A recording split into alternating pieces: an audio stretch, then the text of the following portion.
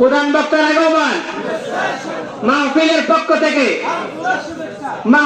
পক্ষ থেকে লিল্লাহি তাকবীর।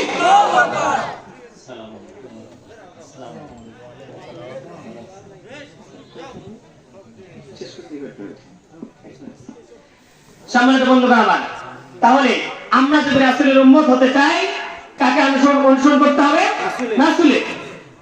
সংক্ষিপ্ত তিনটা শব্দ আপনারা মনে রাখেন। আমরা যদি জান্নাত পেতে চাই তিনটা শব্দ মনে রাখেন, বলেন আমার সাথে, জান্নাত। সবাই বলেন জান্নাত, উম্মাত, সুন্নাত। কি বলছি, কয়টা শব্দ? তিনটা। আপনি যদি জান্নাত যেতে চান তাহলে এই তিনটা শব্দ মনে রাখেন, জান্নাত, উম্মাত, সুন্নাত। এই স্লোগান মনে রাখেন, এই অনুযায়ী কাজ করেন, আপনি আসলে সুপারিশ পাবেন, রাসূলের সাথে জান্নাতে যাবেন। সুবহানাল্লাহ। কাজ কয়টা? তিনটা শব্দ। তাহলে দেখেন, জান্নাত যদি কেউ পেতে চায় উম্মত হতে হবে কার?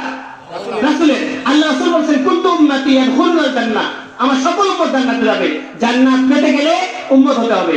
আর উম্মত রাসূলের আদর্শ মানা ছাড়া উম্মত হওয়া যায় না। যারা মিথ্যা কথা বলে, টেন্ডারবাজি করে, চাঁদাবাজি করে, দেশের টাকা বিদেশে যারা পাচার করে, মেয়েরা সত্য মানুষগুলোকে, নির্দোষ মানুষগুলোকে যারা মিথ্যা মামলা দেয়, গায়েবী মামলা দেয়, এরা কখনো রাসূলের উম্মত হতে পারে না।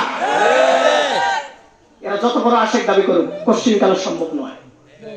এই জন্য আমরা যদি জান্নাত পেতে চাই উম্মত হতে হবে কার? রাসূলের। আর সুন্নাহ না মেনে উম্মত হওয়া যাবে না। উম্মত হতে গেলে সুন্নাত মানতে হবে। সম্মানিত বন্ধুগণ আমার, আরেকটা হাদিস বলে আলোচনা শেষ করব, যেহেতু প্রধান মেহমান এসে গেছে।